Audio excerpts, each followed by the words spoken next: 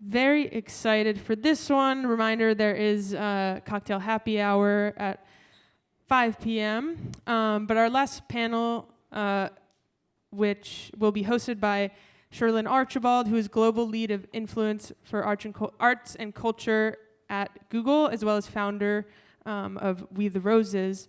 This panel will cover how theater, arts, museums, and other cultural institutions are engaging a new generation of fans. So with that, I will hand it over to our host.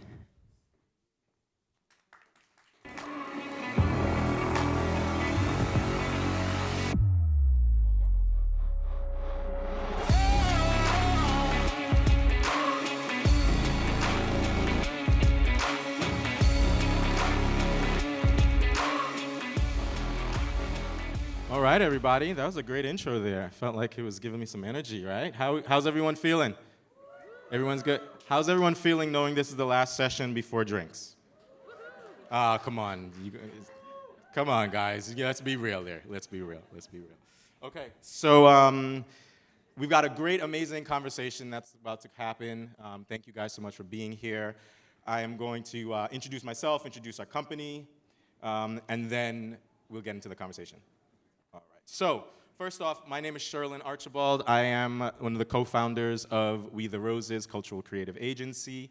I've been in the industry in marketing and communications for over 15 years, working with every artist like Usher, who just was in the Super Bowl, to Outkast, to helping brands like Google, Red Bull, etc., go into the art and culture world. Our agency is called We the Roses. Okay, so this started actually, the name of our company is called We the Roses. It was actually inspired as a Brownsville, Brooklyn kid. From 15, as I was young, I really started in a space where I loved classical music, I loved theater, I loved all of these things that was really important to me. But again, from where I was the only person that was like that. So as I got older and I got into new spaces, I realized that that was the power, that was the strength that I have. And it was inspired by an old Kanye West lyric. Old Kanye, not the new Kanye that we can't tell what's going on up in his mind. But he had this song where he said, "'Cause when I'm with my family, I know where home is, so instead of bringing flowers, we the roses." And what that really meant to me was the unique perspectives, the things that we're shy about as human beings when we're kids, the things that we don't want to tell about our culture when we're young, are the things that we grow up to really be proud of, to be confident of, right? Those are the things that really we bring to life. And so in essence, that's the work that we do with all of our clients and all the work that we do every day. We are a creative agency for the arts and culture sector, so our core goal is understanding how do we bring the unique perspectives, the individuality out to life? How do we help our clients do that? We equip these brands, nonprofits across the board to succeed in today's changing tools. So how do we do that? Ultimately, we're unlocking and looking at new audiences, new brands. Let's see if this changes here. Work with me. There we go. I'm going to keep this short and we're going to get into it. At the end of the day, we're looking at how do we reach new people? How do we reach younger audiences? How do we reach BIPOC? How do we tell the stories that are really important to us and make it really special and make it unique? Some of our amazing clients that we've worked with is everyone from Google Arts and Culture to Getty to Carnegie Hall, Target, all of these amazing brands. Okay, so done with the fun part. We all know, yes, Gen Z, we've been talking all day today about how amazing TikTok, YouTube, all of the social platforms, there's a lot of conversation, whether it be dancing memes or something else, right? We all know that there's a lot of that content there, but what we also know is that Gen Z is using arts and culture to tell stories, learn, connect, to nerd out. As you see here, here's this guy on the left-hand side remembering that in high school he got stabbed in the balls with a sword during a production of Romeo and Juliet, right? We all have those memories. We all have those pieces that are there. Come on. But we also recognize that in arts and culture, right, 70% of the people that are on YouTube are actually there to learn. They're actually to be educated, right? A lot of people don't realize that. On TikTok, you got 17 billion views on hashtag theater, 8 billion on hashtag classical music. And there's actually 904 million specifically on hashtag Get Cultured, which was actually an initiative started by TikTok, working with the culture industry to help build and strengthen culture and conversations for learning that was there.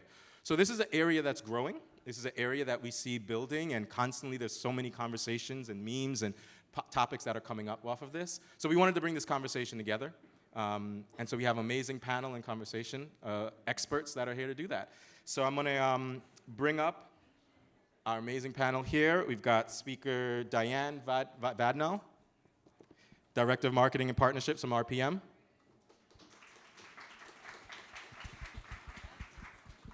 Stephanie Schloss, founder of Schloss Marketing Solutions. And Noelle Ike, Associate Director of Digital Content Strategy from Carnegie Hall. Hey, everybody. Hello. How you guys doing? Hello. Good. We're doing doing great. this. We don't know how to use microphones because we're like backstage, so we're learning. Yeah, we've got perfect. Okay, so how about everybody introduce yourselves? You can start from this side, going across, and then yourself and what you do. I'm Diane Vadnal. I started my career in the music industry, working at Atlantic Records, running projects for artists like Lizzo, Wiz Khalifa, eventually this little thing called Hamilton, which brought me into the theater world. What's that? Never heard of it. And from there, I moved into the theater industry and advertising, and now I'm Director of Marketing at RPM, doing marketing and partnerships for mostly Broadway musicals. I'm Stephanie Schloss. I'm the founder of Schloss Marketing Solutions, which is a boutique media agency specializing in entertainment and off-Broadway. And I also serve as a media consultant at RPM Agency, developing some media plans for some of Broadway's top brands. Hi, I'm Noelle. I guess where should I start? I'm a classically trained violinist. I studied violin in college, and that sort of brought me into the performing arts as a classical music lover first. And at Carnegie Hall, I oversee all of our digital marketing strategy, social media, paid and organic, and a lot of video projects and influencer projects and all that fun stuff. Cool, amazing. All right, so we're gonna start with our first question here, which is about how we attract Gen Z audiences in 2024, especially in arts and culture. So we all know that Gen Z, they love to attend events. 51% of Gen Z audiences say that they go to events at least every few months, which is higher than millennials and previous generations. So the question is how has the arts and culture world garnered this new audience's attention, and what makes them want to attend an event? I think it's really building community. I mean, props to Taylor Swift, no matter how you feel about her. Like, kids are standing outside her concert 12 hours early exchanging bracelets, which is insane, but it is like, that's where they talk about her, that's where they congregate, that's where they make friends, and I think we have to find ways to do that, especially in theater. Like, we're so lucky to have 1,300 people in the same theater at the same time, 8 times a week. So how do we build places around that where people already are? And I think it's, looking at things like Waitress, the musical karaoke, where it's like you could come on stage, sing a song with Sarah Bareilles, and like have your moment on a Broadway stage. So it's about creating these places for people. Yeah, any others? Yeah, I would definitely agree with that. I think that people really come into the performing arts to have a community experience and to have an emotional experience. And for the brands that are able to tap that into their marketing, they tend to do really well with Gen Z. A campaign that I worked on that comes to mind with that is Beetlejuice, the musical, which really was one of the first brands to kind of go viral for a Broadway show on TikTok back in 2019. Yes, we all saw that. Yes, and they kind of noticed that it was happening organically as people were getting very attached to one of the main characters, and then as a marketing agency, we just kind of fanned the flames and was able to create a very robust online community specifically for Beetlejuice, which is really fun. And those fans truly crazy. saved that show. Yeah. Like, the show was closing, the theater owners were like, get out, you're not making us money, bye. Everything started trending on TikTok, and everyone started buying tickets to that show, and another theater owner was like, come on over, we'll take you in, and the show then ran for like another year? Yeah. Yeah, it was kind of crazy. That's never happened before. Yeah. totally brought on by the fans online, 100%. Yeah, I guess I'll just emphasize the listening component and listening to audiences where they are. We recently programmed a classical pianist who doesn't even have a social media following, but he's built such an online community that is just obsessed with him that we saw people in their 20s flying from South Korea to see this artist at Carnegie Hall just because that programming was really in response to this online fandom that he's generated. So I think there are definitely opportunities, and your audience is sort of telling you what they're really excited about. That listening is just, I think, worth investing in. That's a great point. That's a great point. And Noelle, I actually want to double click in a second. Given with your classical background there, how, especially with Gen Z and younger audiences, how have you from the institution or in the classical world engaged this younger audience? How have you seen some of this?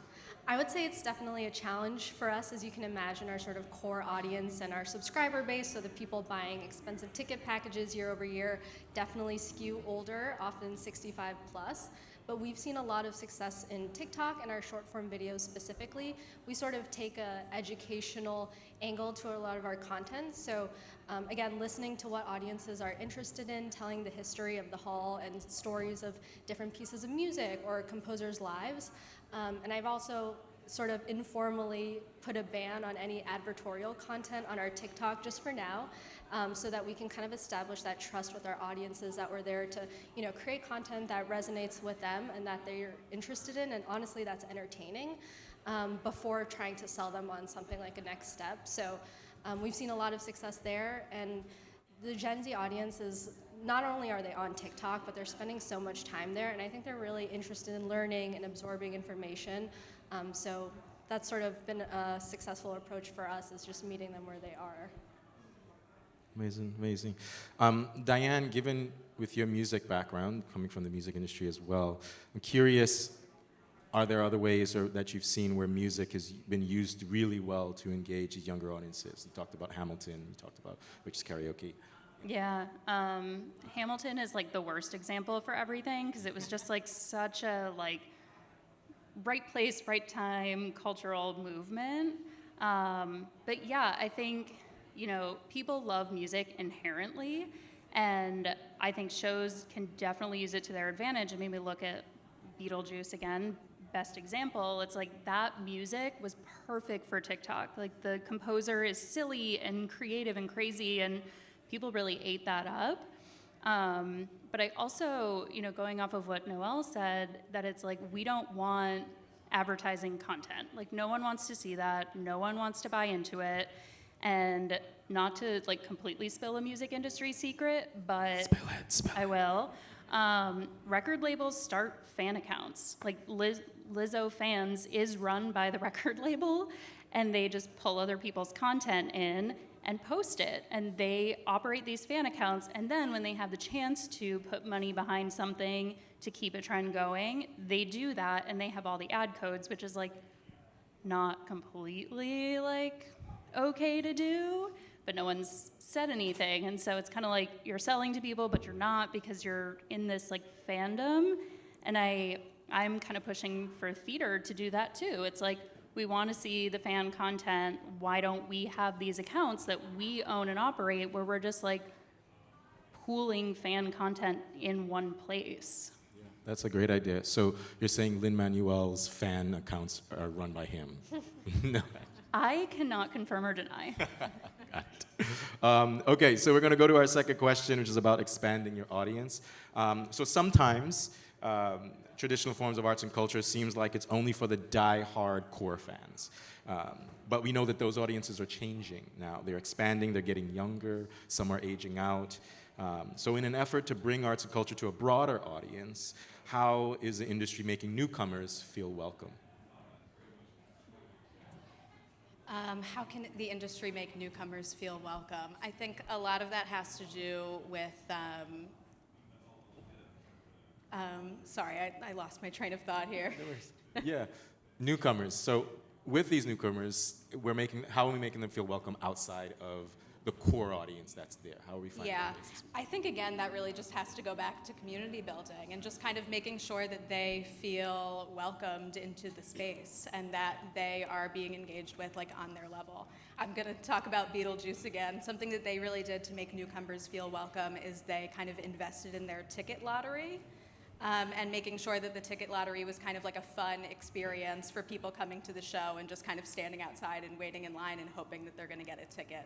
They started doing like contests for those people to really get them like engaged and hyped and make it like a fun full day for them instead of like kind of a drag to go to the theater and like maybe get a ticket and maybe not. So it's kind of about bringing in the marketing and making that just as fun as the show and kind of creating like a little community outside of the theater as much as it is inside. And these audiences are getting younger and more diverse, which is like amazing for the industry. And I keep going back to this interview that this incredible playwright, Jeremy O'Harris, gave with BBC, and his show called Slave Play is going to play in the UK. And they asked him, like, are you going to do these, what he called blackout nights, where you specifically have black audiences? And he was like, yes, because you have to invite people to come. They're not going to just do it on their own. You have to create the space for them and invite them and make them feel welcome. And it's something I just keep thinking about where I'm like, yeah, how do we do that? How do you go to someone and be like, you need to see this, we want you here, please come, this is what we're trying to do? And I think that is such like an interesting perspective that he had, and I think it's so brilliant. Yeah, that's a big challenge that we have in classical music. If you can imagine, I know it seems sort of dusty is a word that we use to like jokingly refer to how we're perceived sometimes as a classical music hall. But this is actually a space in which we found influencer partnerships really fruitful and successful. I have to shout out, we recently worked with Gotta Go NYC, if you know that account, the bathroom influencer. But she basically took audiences out for a night at Carnegie Hall and did it really through the lens of this is how your night might look if you've never been here before, because we find that sometimes it's as simple as people don't know what to expect, you know, with a 2-hour-long classical music concert, and they don't know will they have a bathroom break? Can you get a drink in between? Like, what are those things actually looking like in practice? So she really put together the whole experience into this beautiful package that we've been using to promote to people who haven't been to the hall yet, but, you know, targeting them in all the right ways through our digital marketing efforts. But it was really exciting, and people even internally, like our president was like, this is so great. Like, I feel like she's really talking to, you know, the people we want to be speaking to, but obviously it kind of goes over your head if the place that's trying to get you to come buy a ticket is telling you that it's a great experience. So, yeah. And just to build off that, I think a lot of marketers have like a common misstep with advertising their new shows where they focus a little too much on the actual content of the show, where what people want to hear about is like the whole experience of the evening and like what it means for their schedules and their like personal experience to go to a Broadway show, especially when they have the option to go to a comedy show or a concert or a nightclub or one of the other like amazing options of entertainment that you have in New York. You know, that's a great point. You know, I think one of the key things we also understand is there's a difference between inviting someone and holding space for someone, and especially from the marketing standpoint, understanding when you're reaching new audiences that you have to hold space for them at the space, right? That becomes your key, so they feel welcome and they feel like there's an intention in what you're driving and bringing them there to do. All right, so this next question is actually on subcultures and a little bit of fandom, which we kind of talked about. We know that Gen Z audiences are subculturists. They're passionate about the things they love. They share that online, especially in fandoms. Swifties, Bayhive, Wordle Talk, Dark Academia, all of these are the subcultures, right, that they dig into. How have you seen fandom impact marketing? And can you think of a time when it's impacted marketing strategies for good or for bad? Yeah, I know we talk about Beetlejuice a lot, but it really, like, the fans saving that show is just, like, brilliant. And I don't know that it can be replicated almost. But I love fangirls. Like, coming from music, it's like fangirls run the world. They are teen girls They go nuts for everything. They are so passionate. Like, I'm also a Girl Scout leader, which is kind of random. But those girls are like, Cheers, we Girl need Scouts. we need to save the city falcons and eat the rats. Like, it's so funny to watch how passionate they are about everything. And if you can like feed that frenzy in a really positive way, I think that is kind of the key. And on the flip side of that, sometimes the fandom can be a little too much, depending on if you are working with like an existing property or a brand new property. Like, for example, Diane and I work on the show Sweeney Todd, which is running on Broadway right now, and it has a very established kind of brand presence, and it has like a great movie with Johnny Depp and Helena Bonham Carter, and people really know it as like a dark and spooky show. And the current version of it is a little bit more campy. It's a little bit more like silly, and there are some moments where you're just genuinely laughing out loud, which is like not how people expect Sweeney Todd to really be. So to kind of convince people that that show is still very good outside of the fandom that it's established has been like its own unique challenge, for sure. Yeah, great point, great point. I'm gonna move to our next, I'm looking at our time. The next question is gonna be about working with influencers, which we had talked a little bit about. So with some of the work that we do, for instance, with one of our clients, Google Arts and Culture, we're always looking at finding the perfect person, the perfect creator to create that content. Curious, Noelle, you had talked a little bit about one of the creators you had worked with before, but in working with these influencers, how have you worked with them to keep current fans excited about a show while also drawing in new folks as well?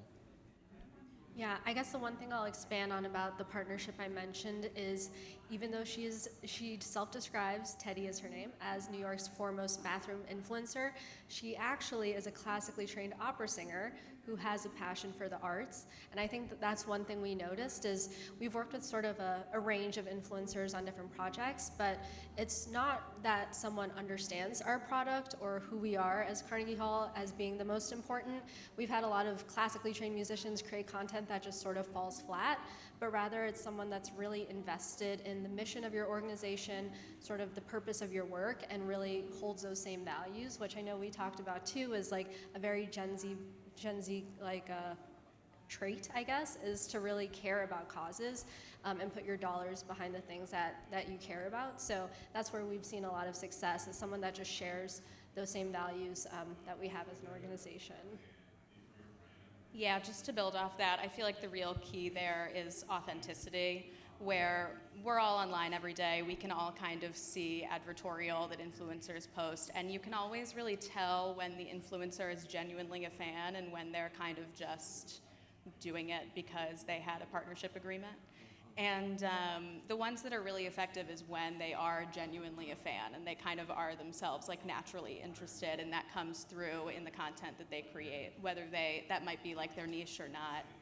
What matters is if they're really a fan and if they genuinely want to become an advocate for your brand.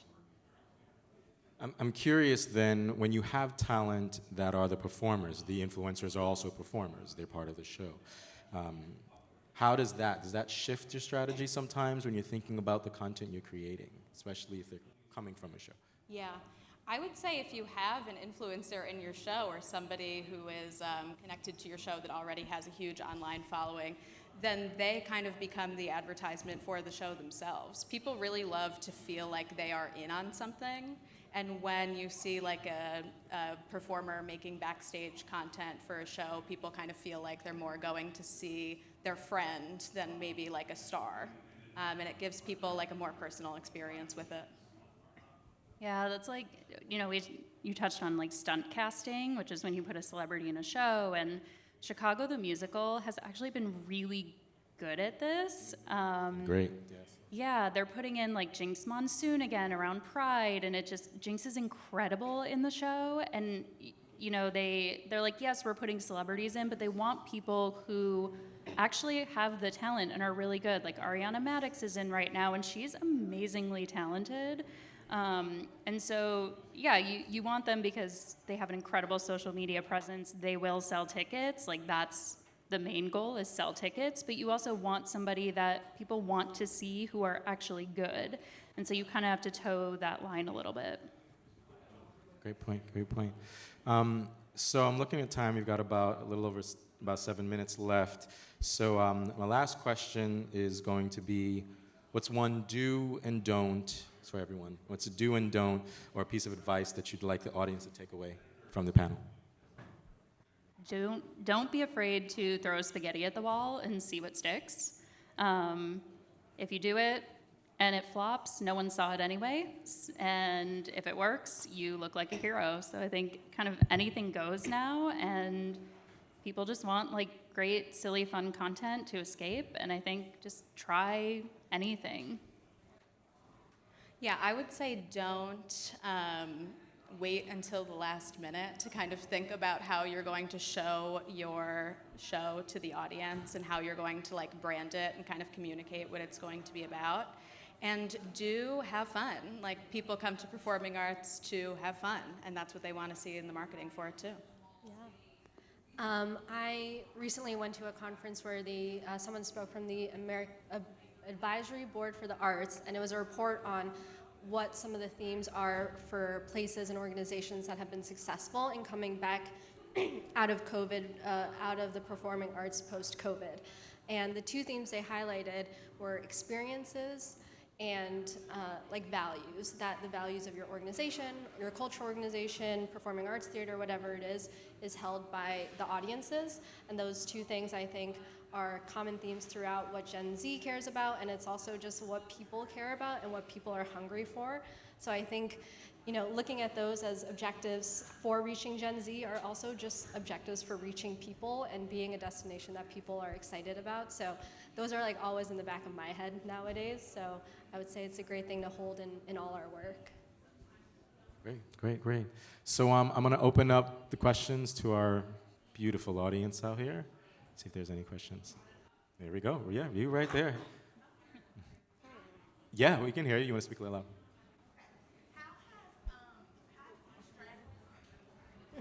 Okay, we'll get a mic. Hi, my name is Sharon. I lead a nonprofit in Atlanta called Vox ATL.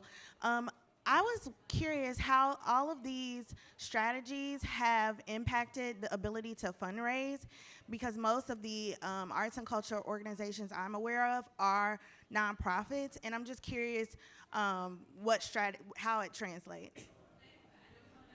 Yeah, I guess I can speak directly to that because I have one example that comes to mind. We work with a foundation that is specifically invested in engaging audiences, I think under the ages of 25 is their main objective, from BIPOC communities, primarily Black audiences, and they are very, very specific about, they want to see those numbers, they want to see how we're engaging both online and in person. And actually, TikTok's features of just being able to see that like 60% or something of our audience is under 25 has been a big part of our advocating for further funding for this grant, because we take those numbers, translate them into content that we show at events where these people come in person. And I think a lot of times these funders, they want to see that investment in BIPOC audiences, younger audiences, and digital can be a way of like helping to achieve that, and also just have some of those hard numbers in the audiences you're reaching beyond physical events or things like that. So. Yeah, I would also add that, thinking actually back to slave play, when they had those blackout dates, there also was a lot of organizations that were invited, and in essence, part of bringing them in also allowed, because remember, theater, just as any arts and cultures place, it is still a business, right? And so navigating and holding space for people also has the financial kind of connection and balance that you have to do. So in those cases, in those situations, what happened a lot of times too is that with funders, with backers, right, where they see the necessary goal and the intent to back and to hold space, when they see that come to life, those types of collaborations help fundraise more. It helps intend to grow. Because the thing about it, and I just even thinking about with theater, sometimes theater producers are putting on shows knowing that it's going to lose money, but they want to make a point. They want to tell a story. Not every show is meant to be the big $1 million bucks, but it's about, we want to talk about LGBT rights, or we want to talk about equity, you know, and gender gap, right? All of those. So a lot of times the fundraising is kind of baked in with the narrative and with those community-based collaborations and partnerships as well. There's also like Broadway shows now, they do their own fundraising as well, and they're starting to bring in really cool co-producers. The show Suffs is brought in like Hillary Clinton and the Malala. Phenomenal Brand and Malala. Yeah, like they're doing some really interesting, cool things, and I love that they're bringing in these like new perspectives and people that aren't necessarily like theater business people. I think that like adds a really interesting element and really captures people's attention. Which furthers the fundraising approach, right? Great. Any other questions? Got one right over there.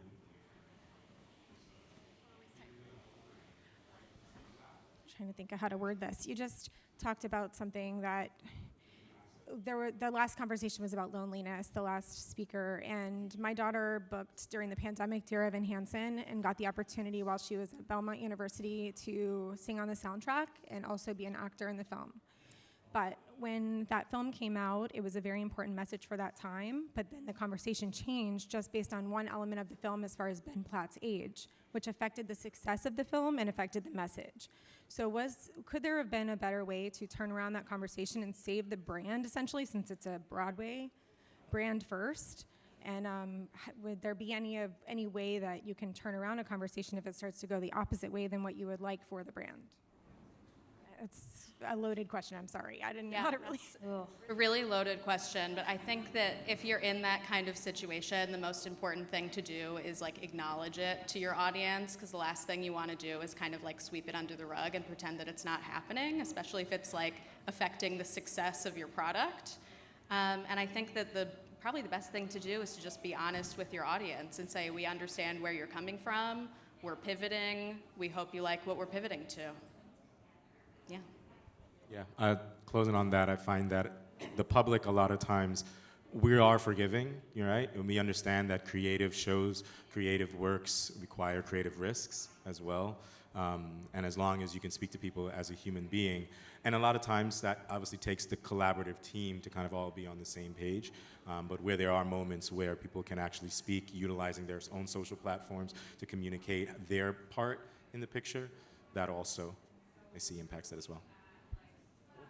So I think we are at time. Oh, do we have time for one more question? Or we got one more? Okay. One more question and then margaritas, everybody. One more question, okay? It's on her. Thank you. Sorry, it's me.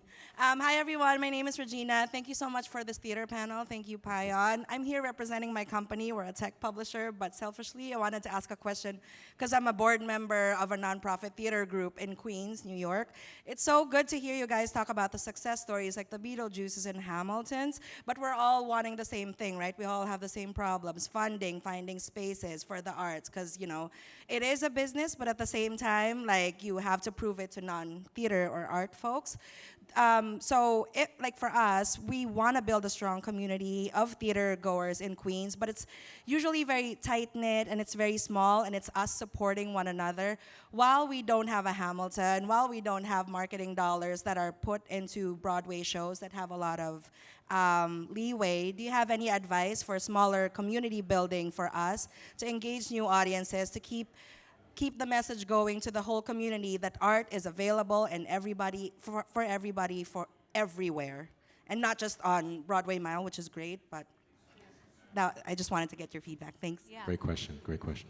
I would say probably don't be afraid to approach organizations that have nothing to do with theater. Don't be afraid to tap into like other community organizations that might have some other interest in the arts, such as like other education, nonprofits, stuff like that.